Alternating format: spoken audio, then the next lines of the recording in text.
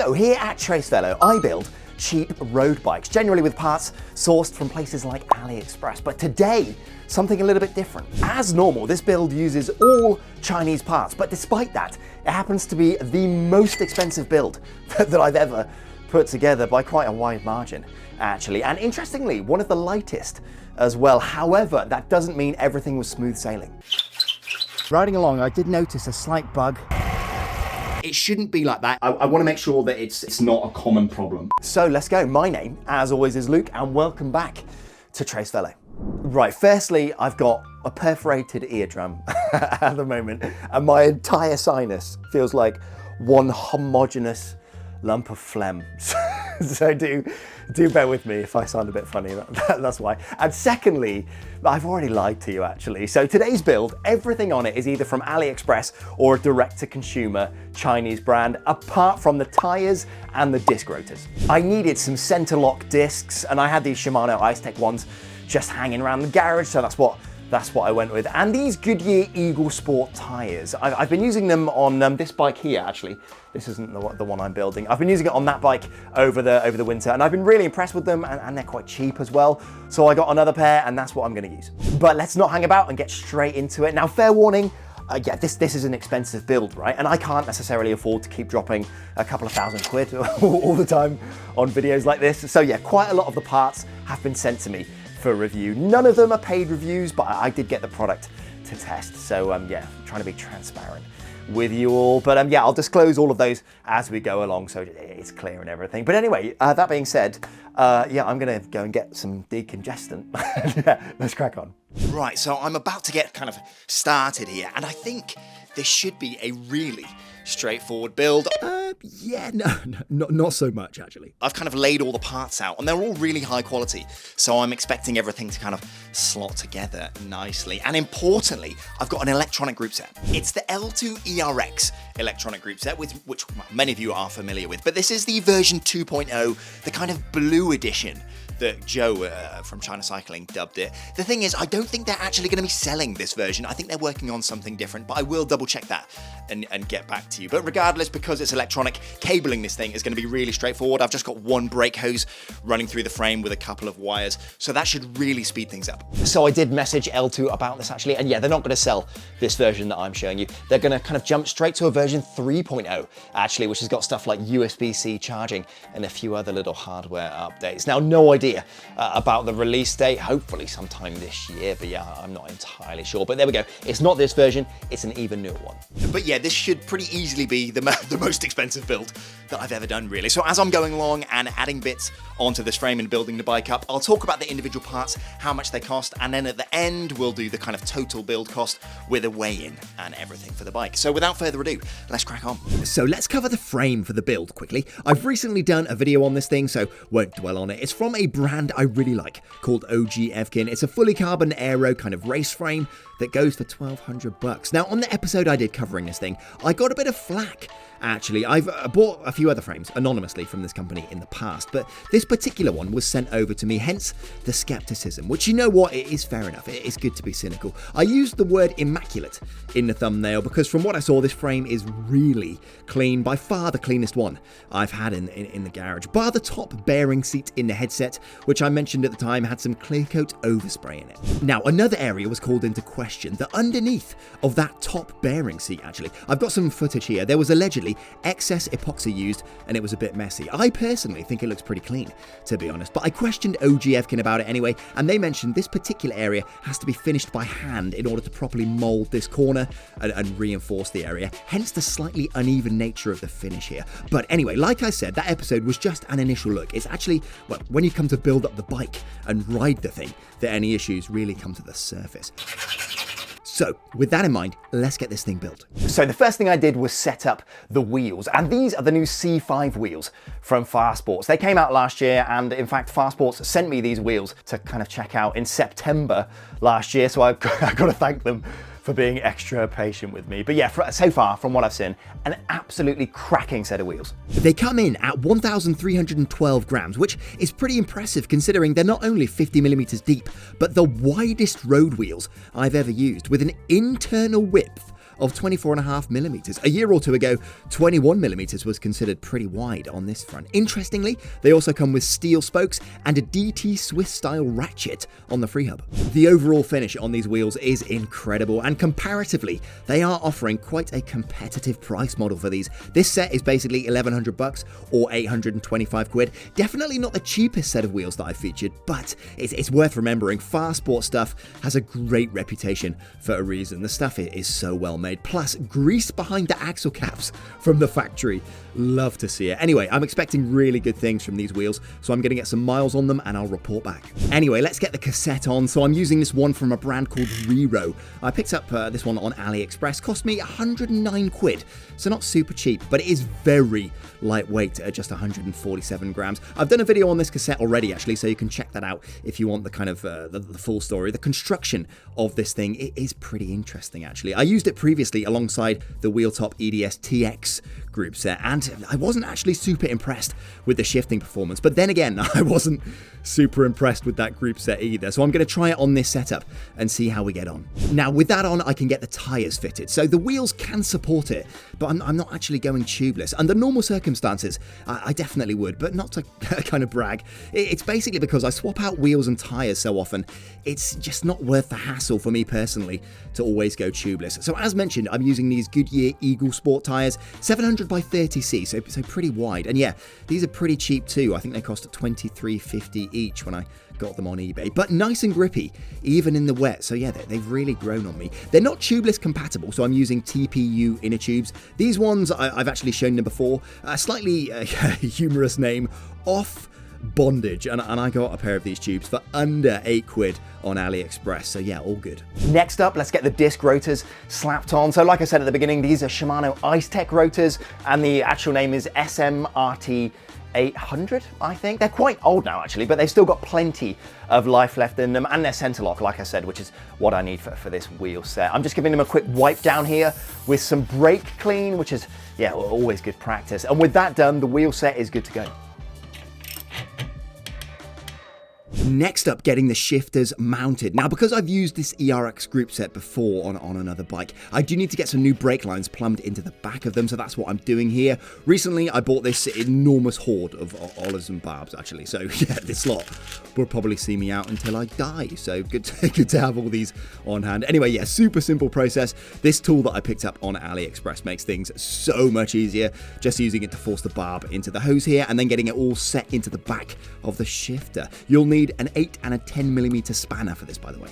Once that's done, they've got to be mounted onto the bars. Now, these are included with the frame, and I've gone for 38cm wide with a 12cm stem. So I do this bit on the floor to give myself a bit of room to work, and I'm using this cable routing kit to feed the brake hoses through and then getting the shifters loosely secured. So you can see here, both shifters are in place and the brake hoses are kind of right where they need to be. But a quick tip for you, try and use carbon grip paste here behind the shifter clamps. It really helps reduce the amount of torque that you need to keep those shifters in place. Last thing you want to do is tighten things up too far to stop things from kind of moving around and end up cracking your new carbon bars.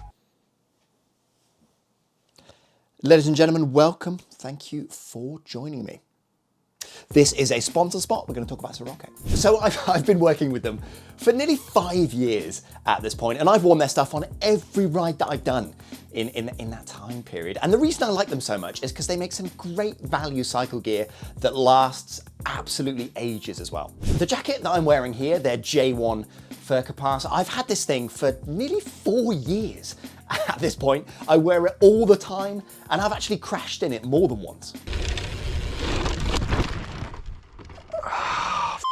It still looks really good, and I was wearing it on my ride yesterday, actually. If the weather's a bit less crummy, I'll wear one of their basic jerseys. I think this thing is 16 quid at the moment. This wicked SRX vest that they do, and some arm warmers, job done. The bib tights they offer are really good quality as well. The padding in there is super nice. Good for longer days in the saddle. But they do all sorts of cycle gear, so if you want to check them out, use my link that I've put in the description down there for you. Get 10% off the entire site, which is cool, and anything you buy helps me out a little bit as well, which is cool. Right, enough of that, let's crack on. Now, the headset for the bike. So this frame is a fully internally routed job, and this is the headset kit that originally came with it. Now, it all works completely fine and everything goes together, but with those original bearings in place, they're quite tall, so there's quite a big gap between the frame and that headset cap, which could mean water and grime could potentially get in as you're riding along.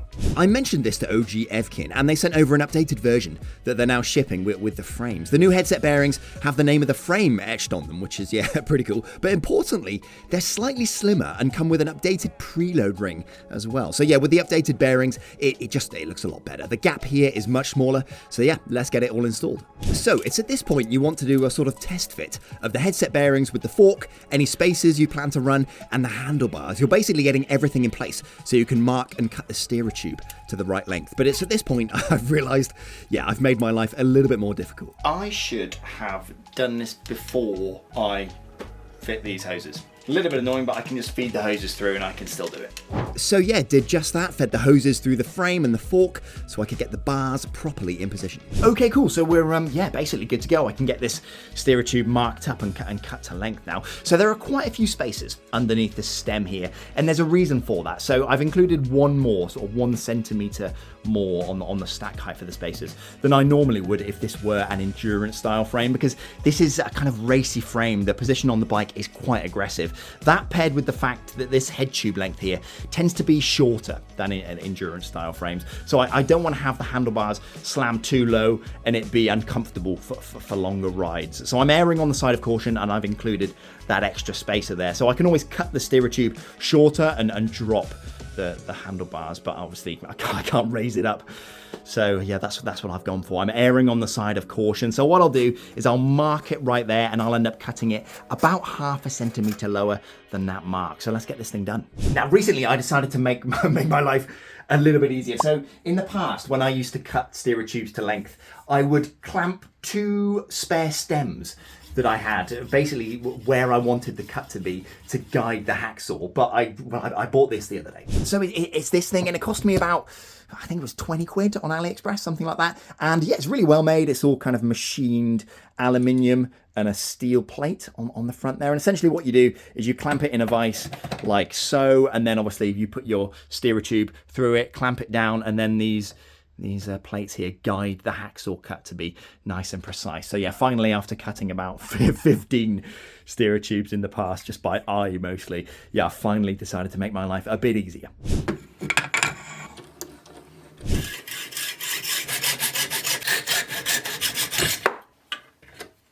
Right, so there we go. After a bit of tidying up, yeah, it looks nice. Honestly, not the straightest cut in the entire world. It's definitely good enough. I'll put the compression plug in and show you. But I have noticed, see that kind of white outline on the inside edge there? That shows that I think there's probably some fiberglass lining on the inside of the steerer tube, which is really good to see, actually. It'll stop galvanic corrosion between the compression plug and the inside of the steerer tube. But yeah, let me get that in and I'll show you. Actually, with the compression plug in, it does look a lot better. You can see very small gap there, but that's absolutely fine. So yeah, that's good to go. So steerer tube cut to length, we can get that compression plug fitted, and here I'm just applying some carbon grip paste to try and keep things nice and secure. Next up, greasing the headset bearings, and you want to do this properly for the final install here, especially with that lower bearing. Make sure that thing is nicely coated before install. In use, it's constantly being sprayed with water and dirt by the front wheel, so good to protect this bearing from the elements as much as you can, really.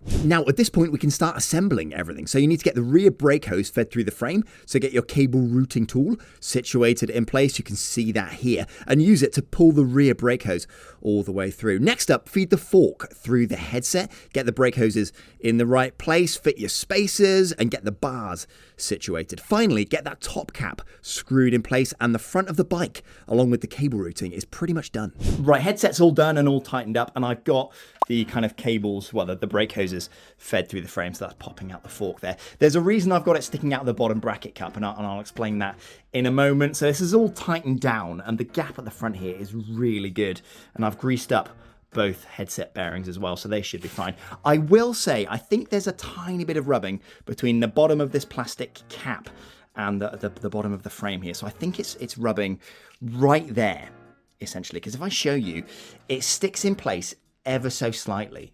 so it doesn't move 100% freely. I'm not that fussed actually, so I'll leave it for now. If it gets really bad and starts creaking and stuff, I can quite easily loosen this up and then kind of take a little bit off the bottom of this plastic cap. But for now, I'm going to leave it as it is. One thing to point out though, when you're putting this together, you need to put some carbon grip paste between the steerer tube and this kind of stem clamp here. Really helps keep things nice and tight, so don't miss that step. But yeah, let me show you why this is hanging out and what this stuff is for. So the last frame that I put together in a recent video, it was a similar design to this one, but it was it's called their key-on key frame, so it's their more kind of endurance all-rounder frame. This is their kind of race frame, as I was saying. When I put that frame together though, I had cables running through the down tube as I've got here, but I just left them kind of loose in there. They don't rattle, and it's absolutely fine, but I wanted to take this extra step with this frame. So I got this stuff on AliExpress for pretty cheap, and there is loads of it here, but essentially it's kind of sound deadening foam. So you can see it's hollow there, and what you do is you cut it to length and then you thread it over the top of any brake hose or other cables you've got running through the frame, so that if you go over a bump, these don't kind of rattle in the frame, right? So it deadens the sound. So yeah, I'm going to fit those over the top of this brake hose. I think I'll try and fit a length up here and then also see if I can fit it so I can get a length down here. I don't think that's going to work though, because it's quite tight inside this kind of chainstay tube here. So yeah, regardless, I'm going to try and get that fitted now, just to deaden any rattling sounds that might occur going over bumps and stuff. So yeah, getting that orange foam situated in place over the brake hose was easy enough. I probably should have done this on that last bike, to be honest. And with that done, we can get the brake calipers fitted. So I'm running 160mm disc rotors up the front, so just getting the adapter plate fitted up to the fork here. With that done, I can mock up where the brake caliper is going to sit, cut the brake hose to length, fit the barb, olive and nut, and then cover these in a little bit of grease to help things seal. Then plumb in the brake line, clamp it all down, and fit the caliper. Easy peasy. Doing exactly the same at the back here with the rear caliper, and with that done, all the cabling is sorted. This step is just so much easier with electronic group sets. No extra mechanical gear cables to deal with. Next up, let's get the derailleurs on. So the rear one here, easy enough, just kind of screw it into the hanger. And the front, yeah, exactly the same, just get it in place. I will say, keep it loose for now. We still need to get the kind of crankset on before we can set the final height and secure it down. Now, this is an electronic group set after all, so we need to find a home for that battery. Luckily, the frame was supplied with these battery shims, so we should just be able to cram it inside the seat post. Right, so with the seat post out of the frame, I fitted the battery inside the seat post here, and I actually only needed 1/2 of the kind of battery shim, so I just used 1/2 of it because with two it was just too much. It didn't fit inside. And I'll show you as well. Can you see that kind of white area around the circumference of the battery? What I did, just to make it a little bit more secure, I wrapped it a couple of times with some masking tape to kind of widen the battery ever so slightly. And yeah, with 1/2 of the shim, it's in there nice and tight. Plus, it's not in there so tight that I could relatively easily pull that out as well in the event of a problem. So that's in there nice and snug. Let's get it fed into the frame and get the cables in place. Okay, so this next part should be nice and straightforward. Just getting the cables fed down through the seat tube and getting the front derailleur connected. Yeah, easy peasy. The rear, however, yeah, not so much. Okay, I've come across a slight issue routing this cable through this chainstay to the rear derailleur, and I've put it in a stand to kind of demonstrate, but here we go. See that hole in there, right? It's quite precise looking in there. That hole isn't quite big enough for this kind of cable end here to go through. So if I can try and show you here. So basically it won't fit through that hole. I tried to measure it. So this is some gear cable housing, a tiny little piece of it, and it's about 4.5mm in diameter. That fits down there without too much problem. So the hole is at least 4.5mm. However, if I take this brake cable housing, which is slightly thicker in diameter, it's about 5.2mm in diameter, that doesn't fit down the hole, or only just. Well, no, it doesn't really fit. So essentially, I think what they've done is that hole is almost exactly 5mm in diameter that they've kind of reamed out of the carbon, which, yeah, it's not quite big enough. So what I think I'll have to do is I've got some like needle nose files here. I've got a round one in that pack. I'm going to have to go in and kind of remount that hole slightly, see if I can widen it just a touch. If not, I might have to kind of drill it out, but it only needs another 0.5 millimeter, something like that to work. But that is a slight issue.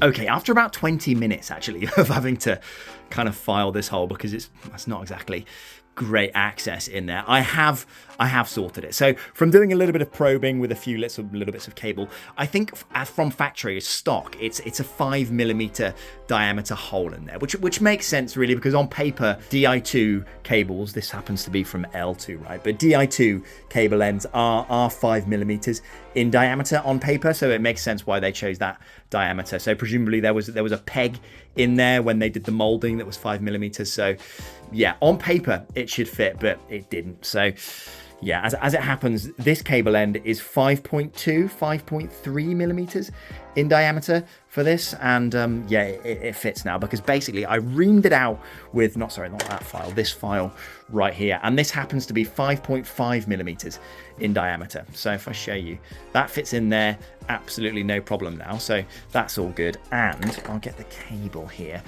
That now feeds through there like so. So yeah, the issue's solved, and I will mention this to OG-Evkin as well. I'll say that hole needs to be bigger by standard. If I was running a mechanical group set, that would have been absolutely fine actually, because I showed you that tiny piece of kind of cable housing for gear cable. That did fit through, no problem. But I think it needs to be 5.5 millimeters in diameter rather than the 5 it came from the factory. But regardless, that's all sorted, so I'll get this cable fed through, and yeah, we're good to go. Okay, cool. So that's all sorted, everything's cabled up and working. But yeah, frustrating issue, that one there. I mean, like I showed, it's not too difficult to remedy. It only took me about 20 minutes. But if you're spending, you know, this much money on a frame, you shouldn't have to do that. So yeah, this is one of the very first versions of this frame off the production line, and like I said, it's understandable why they chose that specific diameter, because on paper 5 millimeters is the right diameter for that particular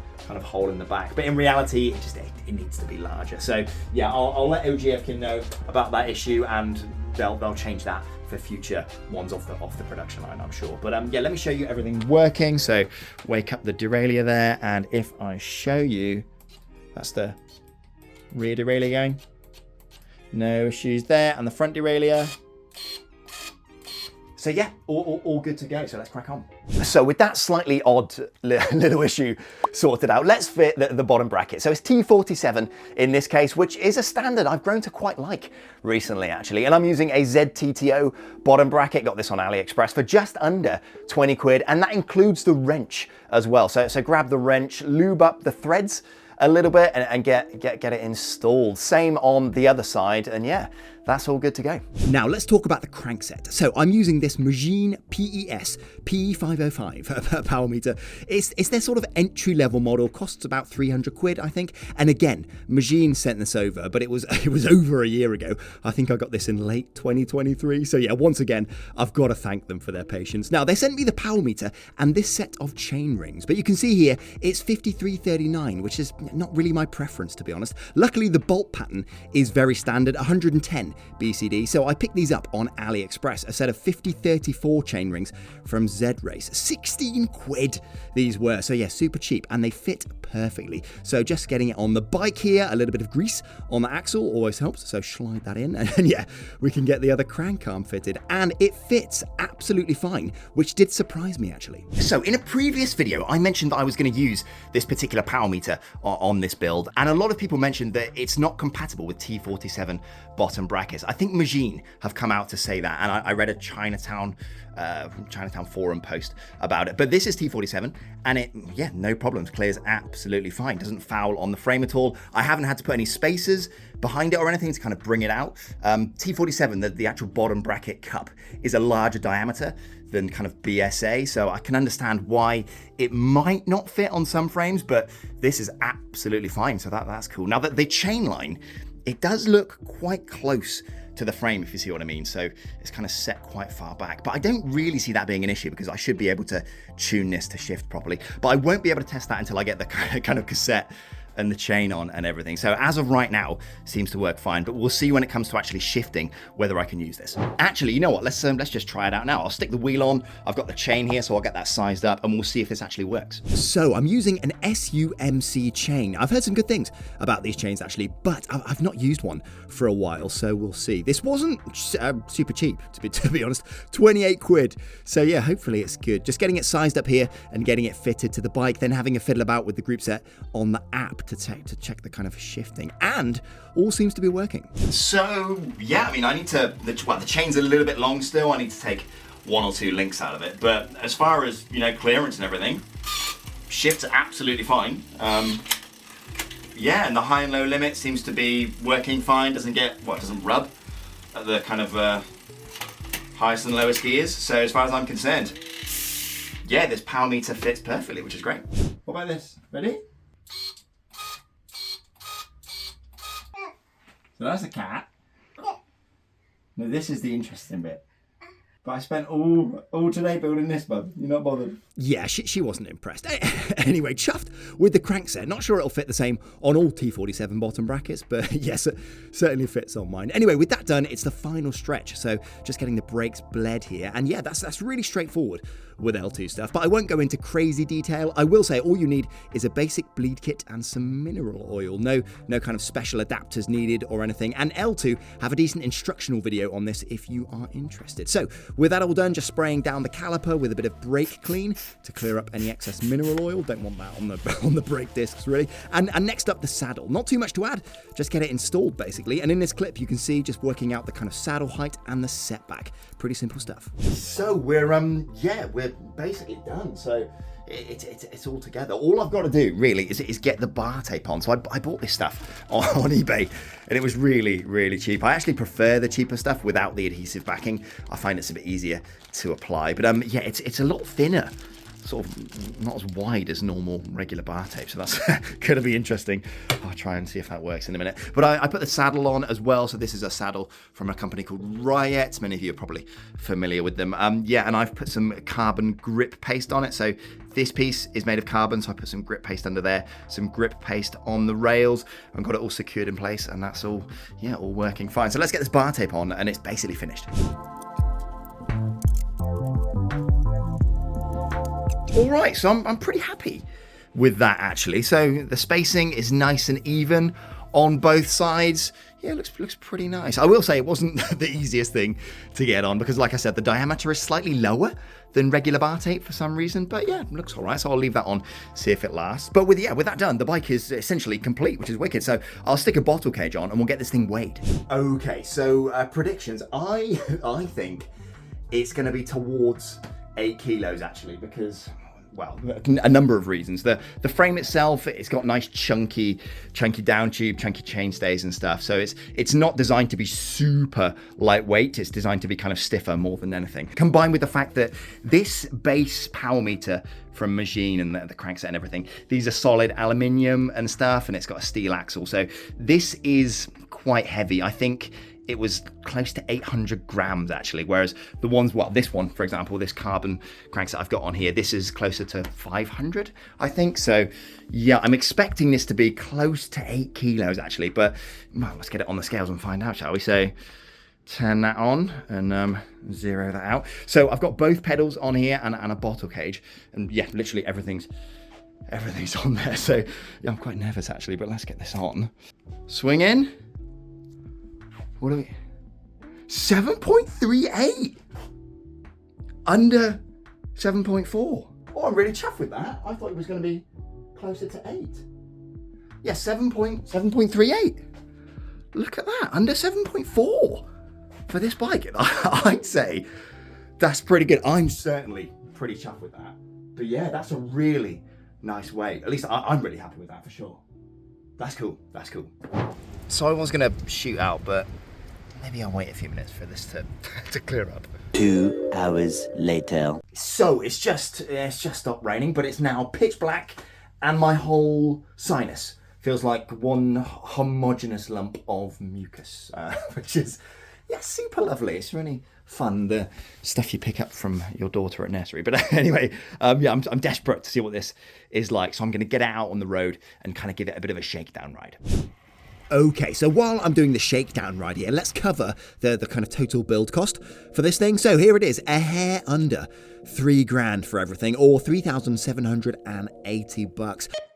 Now, just to butt in quickly here, I always get questions about additional charges and taxes added onto products that you buy, right? And with AliExpress, if the stuff you buy is less than 135 quid, then 20% VAT gets automatically added onto the cost during checkout. And when this is done, it negates any additional charges importing it into the UK at the border, and I always include these in my costing. If it costs more than 135 quid, for example, that power meter or the group set, then the 20% isn't automatically added, and you may be charged an additional fee to bring that thing into the UK. It'll be basically 20% of what they deem the value of that item to be. Same goes for the frame or those wheels if you buy them from Farsports. However, the last time I got charged any import duties on anything was back in 2019 when I bought these wheels on AliExpress, and this includes all the frames and wheel sets and everything that I've bought since, not just on AliExpress, but on any other platform as well. There are a multitude of reasons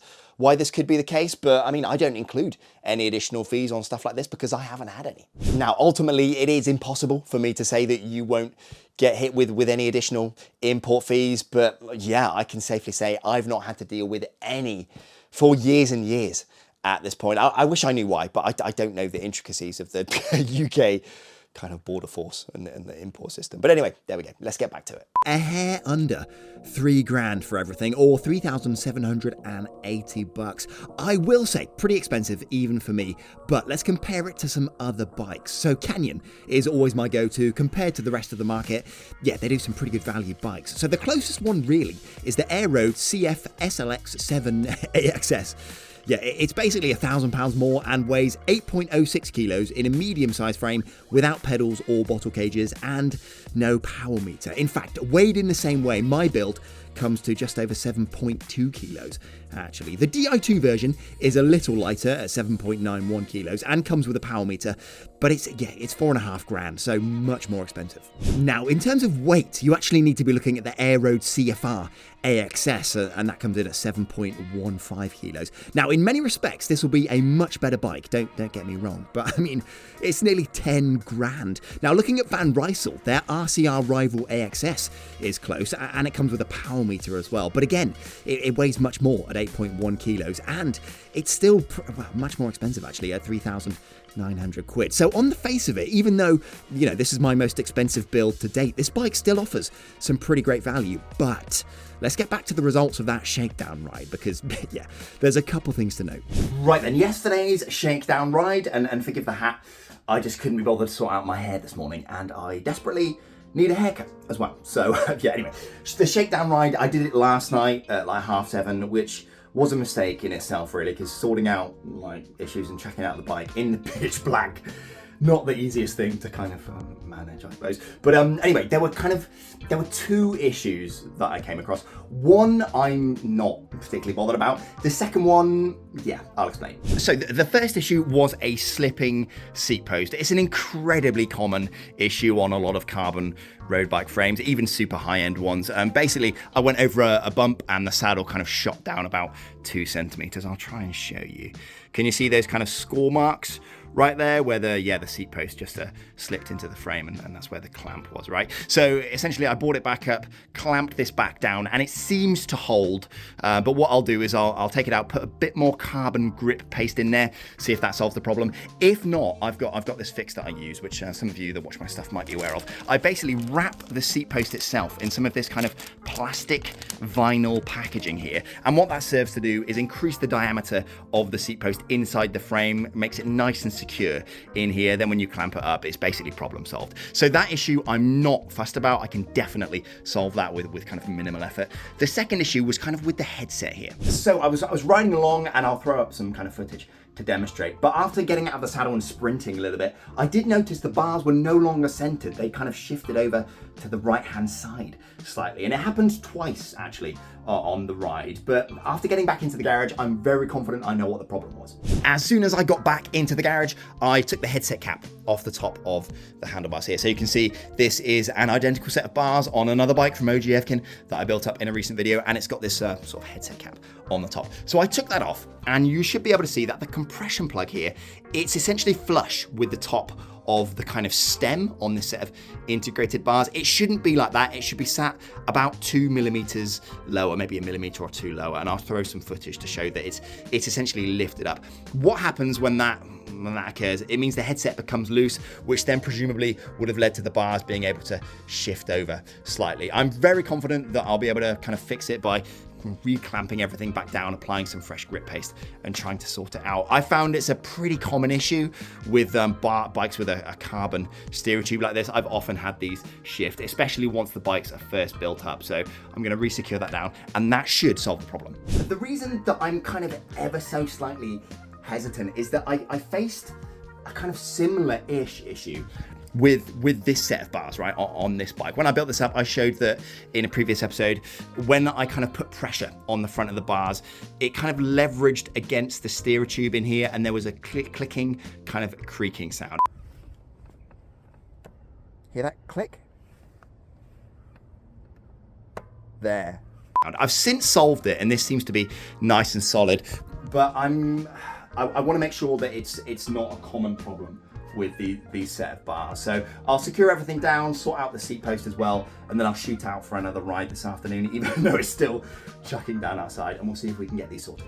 Right, so I've tightened everything back down, and it appears to be fine. So for the front here, I've put some pressure on the bars, no clicking or creaking, everything seems to be solid. So I did up the compression plug nice and tight, and then these two bolts here, the recommended torque spec from OG-Evkin is 6 Newton meters for these two. I reapplied carbon grip paste and everything, but I've actually done these up to 7 Newton meters, so slightly above the recommended torque spec. And then the top one here, about 2 or 3 Newton meters for that. For the seat post, kind of similar story. So I cleaned it off, reapplied the grip paste, and the clamp in here, the recommended maximum is usually around 6 Newton meters. I've pushed it to 8 Newton meters just to kind of make sure everything is nice and secure. So I've pushed it slightly above recommended torque specs, and they're all fine, but yeah, I'm not sure I'd recommend that approach unless you have to. But that's what I've gone for. All seems to be working great, so let's get it out on the road and see if this holds.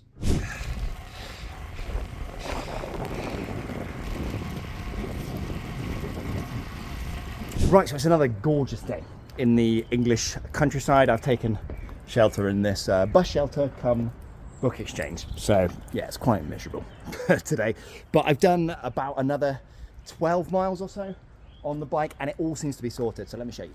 All right, so this is the seat post. And once again, I put a little bit of tape right there to see if it slipped down at all. And no, completely solid. I've been over loads of bumps, giving it some wellies. So the seat post is nice and solid. That seems to be sorted. And the headset seems to be pretty secure as well. I haven't had any movement in the handlebars. Nothing's creaking and groaning over bumps and stuff. But a way to check is to see if this bolt is loose, because that would indicate that the compression plug has popped up again. So I'll get my multi-tool out and we'll test that. All right, so that's a T25 Torx there, and I've got one on my little multi-tool, so let's give it a go.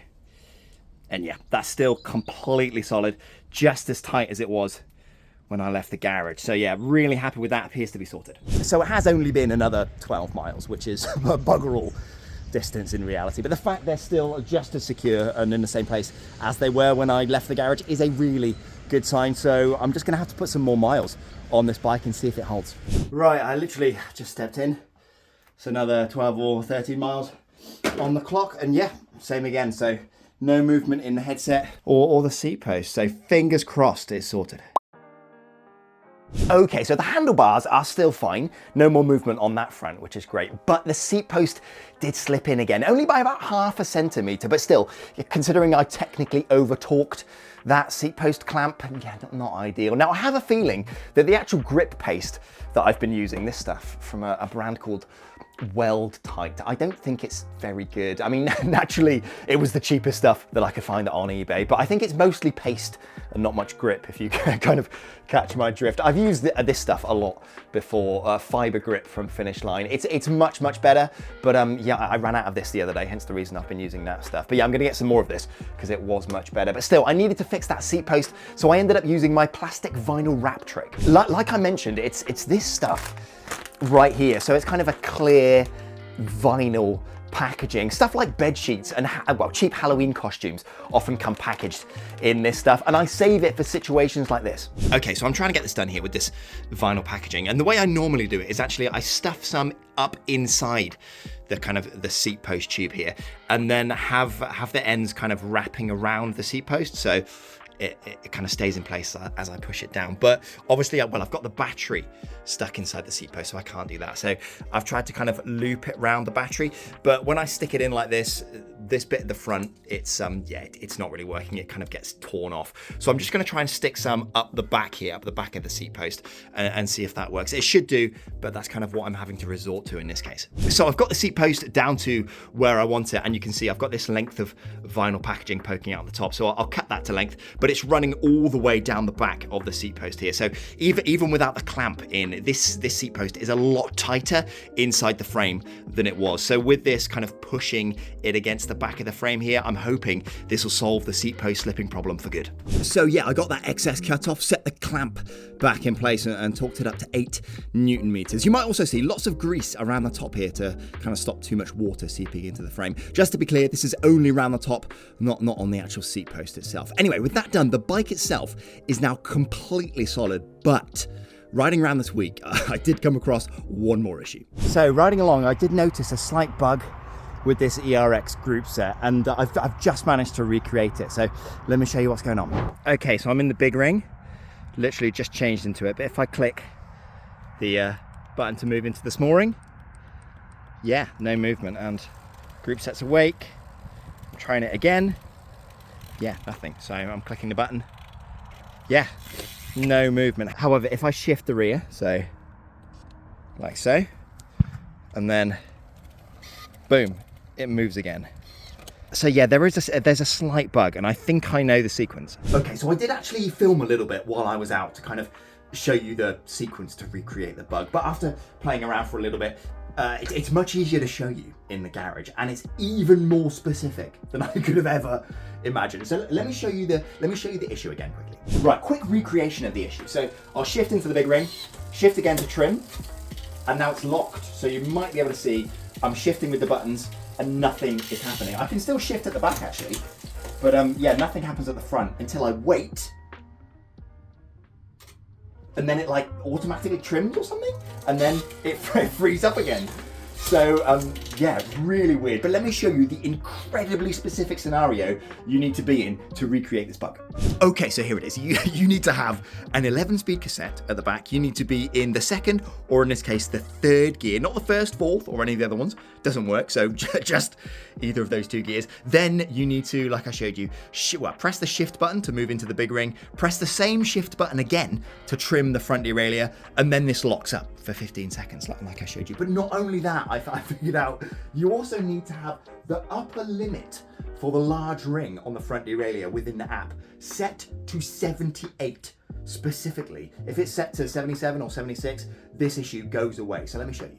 All right, so on the app, you can see I'm on the front derailleur, and that adjustment there, that upper limit is set to 78. So let me show you again. So shift down, shift up on the app, trim, now it's locked. Yeah, so even if I press the buttons or the app, it still gets locked until I wait. Same again for about 15 seconds. And now I can shift again. But if I change that to 77, now the issue goes away. So I can shift down and then shift up again, and it's not frozen. So yeah, really specific issue. So that's the issue, and that's also how to fix it. So L-TWOO QA team, you're welcome. So for those of you that don't know, I actually used to work in mobile app development in a past life. So yeah, I used to kind of deal with little bugs like this in software for a living. So I have a feeling that if I change that one specific parameter in the app, the bug would just vanish, and it did. Yeah, I have let L-TWOO know about the problem, so hopefully it'll get patched out. But yeah, something very fulfilling about finding a problem and then managing to fix it like that. So yeah, there we go. In all honesty, you'll probably never run across this issue in your entire life because those parameters are so incredibly specific. But yeah, still, this is quite a fun one to figure out. Anyway, let's crack on.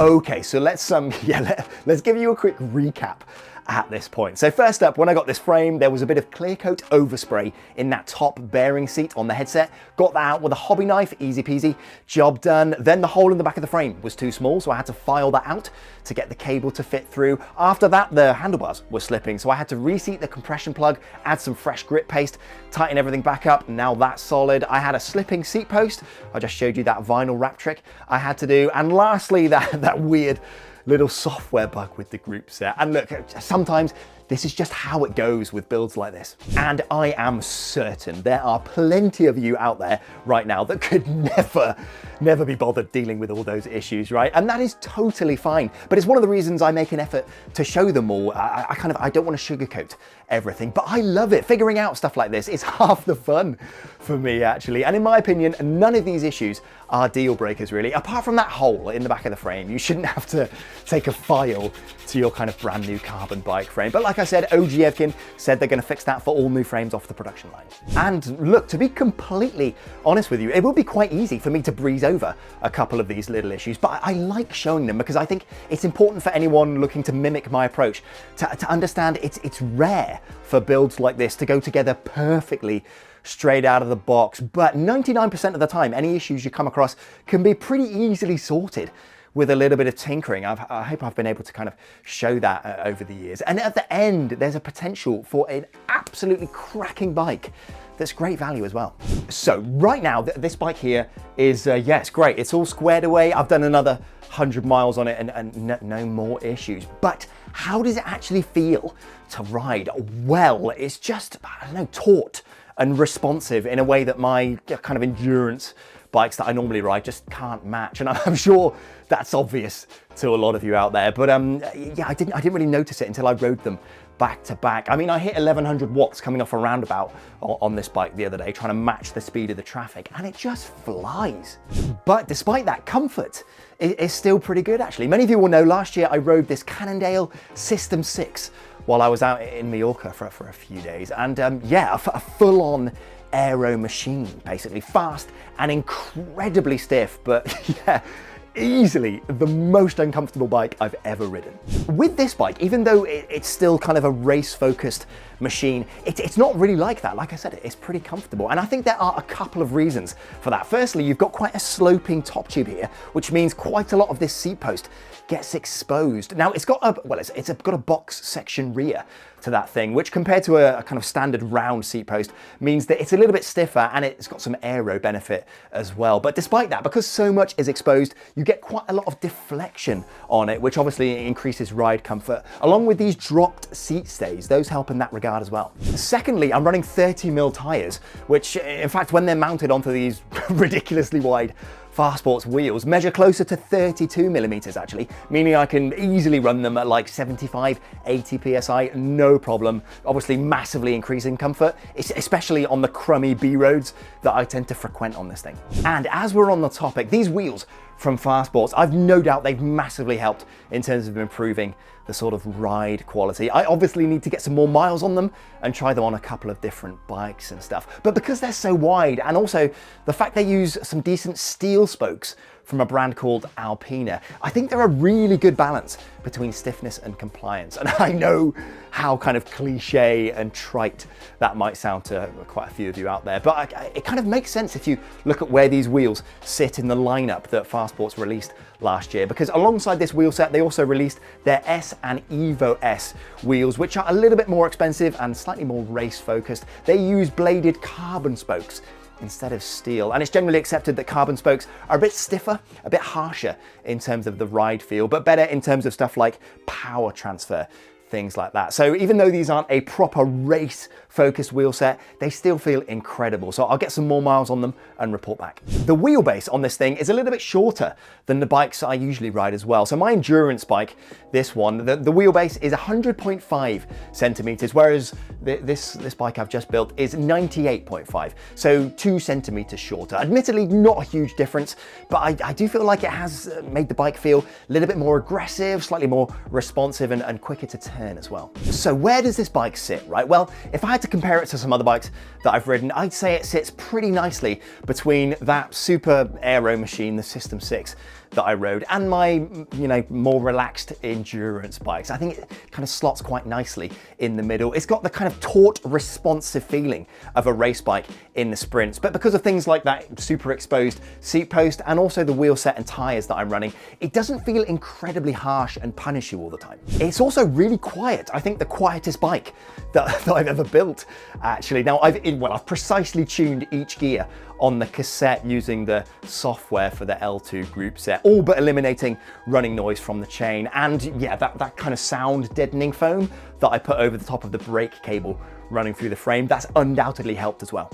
Now, the one concern that's still a little bit outstanding for me on this bike are those integrated handlebars. So yes, I've solved the issue with them slipping and they appear to be solid, but well, the fitment of that stem clamp area onto the actual steerer tube, it wasn't quite perfect. They spec 6 Newton meters for both those stem clamp bolts. You need every bit of that and some decent grip paste to make sure everything is solid. It's tough because I have 2 sets of these handlebars. They work, they feel great, the cable routing is easy, they look really nice in my opinion, and they come included with the frame, amazing. But specifically, where they clamp onto the steerer tube, both sets of bars have needed a bit of extra attention from me. Compared to the frames from OG-Evkin, which in my opinion are really well made, these handlebars feel ever so slightly lacking. My concern is that someone with a little bit less experience than me might kind of stick them on, see them slipping slightly on the steerer tube, and then over torque those bolts to compensate and end up cracking the surrounding carbon.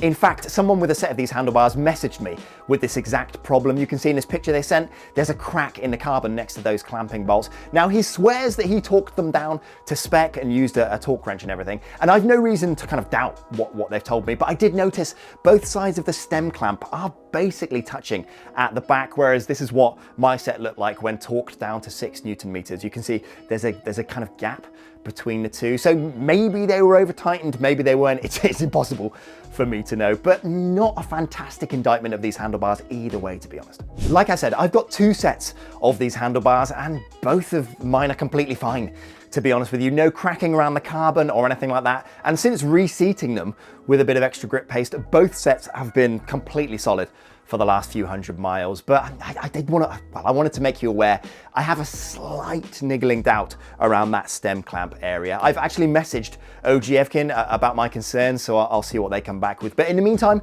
I'm gonna be putting both sets through their paces. But let me know in the comments if you've used a set of integrated handlebars like these from a kind of name brand company. Have you faced anything like this or issues similar? I'd be really interested to hear what you've got to say, actually. So there we are, as this bike sits right now. Yeah, an absolutely wicked machine. I was honestly worried when I was putting this together it was going to be like a super rigid, unforgiving ride, but no, not at all. Honestly, really lovely. Feels like a really well-balanced race bike, if that makes sense. But let me know what you reckon, because I have a feeling, yeah, the comments are going to be quite interesting on this one, especially considering, the fact that for the cost of this build, you're coming quite close to like a used Specialized SL7. Something like that. But anyway, thank you so much for kind of tuning in. Honestly, this build was a couple months to get everything together, and I'll put some affiliate links to a lot of the stuff I used down there in the description as well, and those will give me a little bit of kickback if you use them, so bear that in mind. But yeah, subscribe if you like this kind of stuff, hit the like button if you enjoyed this episode, and yeah, leave me some comments, baguette emojis if you loved it, and fondue emojis if you think it's trash. Right, I'm gonna go and inhale some steam or something to try and unblock my entire head. And yeah, I'll see you next time. Ciao. It's the bonus clip time. Now, towards the beginning of this episode, I mentioned the RIRO lightweight cassette that I'm using on this bike. I wasn't super impressed with the shifting performance when I first used it. So this one right here. But like I said, that was using it on a different group set, the Wheeltop EDS TX group set. On this one, so the L-TWOO ERX, the shifting is actually, yeah, really, really good. Nice and quick, nice and crisp. Absolutely no issues. So yeah, probably more to do with the actual, well, that other group set rather than this cassette. So yeah, shifting at the back, really good. And same with these chain rings up the front here. So these aren't the original Magene chain rings. Like I said, these are ones from a company called Z Race. Yeah, shifting in and out of the big ring, perfect. So yeah, shifting all round, really, really good. And on that front, I got something in the post yesterday and I've got to show you. Right, so a viewer put me onto this, and it's a brand new cassette from this brand ZTTO. They've just started selling these on AliExpress, and I picked this up. I think it was 85 quid it cost me, and it is the lightest cassette that I have ever got my hands on. So previously, the lightest one that I've tried was this RIRO cassette here. I think this was 147 grams for an 11 to 28, whereas this one, 122 grams. So this is an 11-speed 11 to 28 cassette. But yeah, ridiculously lightweight. So the silver gears here, they're all milled out of a single block of chromoly steel, and then the three larger sprockets at the back there are all milled out of aluminium, and you can see some nice weight saving has been done on the back there. Now, durability wise, should be pretty good as long as you don't spend too much time in this softer aluminium gears. But the one concern that I have with these cassettes, especially these ultra lightweight ones that have just started to come out, if you put like massive watts through one of these things, so like a 1400 watt sprint for like, yeah, a couple of times in a go or something, maybe, would the two halves separate? You can see they're kind of pinned together. Hopefully you can see that. I think there's 5 or 6 pins holding the two sides together. But yeah, would they separate? I don't really know. But regardless, I'm gonna get this on a bike and try it out. But I got a few other bits that arrived in the post as well, so let me show you. So these are my old cycle shoes from a brand called Sidebike. I got these on AliExpress years ago. I've done